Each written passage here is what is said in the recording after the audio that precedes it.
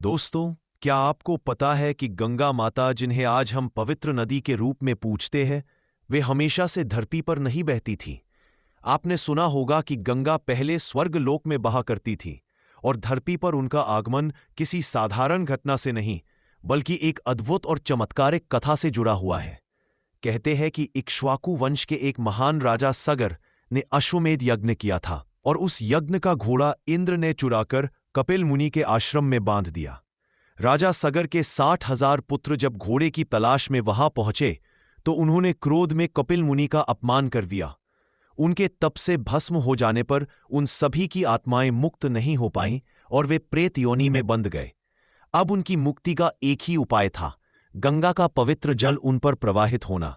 पीढ़ियां बीत गईं, लेकिन कोई गंगा को धरती पर नहीं ला सका। आखिरकार राजा भगीरथ ने इस महान कार्य का संकल्प लिया।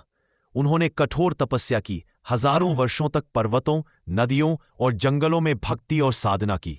उनकी साधना से प्रसन्न होकर ब्रह्मा जी प्रकट हुए और बोले, भगीरथ, मैं गंगा को स्वर्ग से पृथ्वी पर भेजने के लिए तैयार हूं, लेकिन उसका वेग इतना प्रचंड है कि यदि वह सीधे धरती पर गिरी तो पूरी पृथ्वी डूब जाएगी। तब भगीरथ ने भगवान शिव की शरण ली और उनसे प्रार्थना की कि वे अपनी जटाओं में गंगा को रोककर नियंत्रित करें। और यहीं से इस कथा का सबसे अद्भुत दृश्य सामने आता है। गंगा माता अपने गर्व और प्रचंडता में पूरे वेग के साथ स्वर्ग से पृथ्वी की ओर गिरी, मानो सब कुछ बहाकर ले जाएंगी।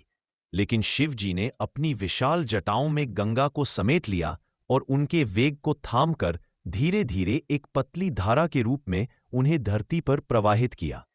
जब गंगा का पावन जल धरती पर उतरा तो भगीरथ अपने रथ पर आगे आगे चले और गंगा माता उनके पीछे पीछे बहती हुई कपिल मुनि के आश्रम तक पहुंची।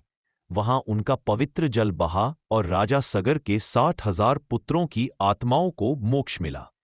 तभी से गंगा को भागीरथी भी कहा जाता है।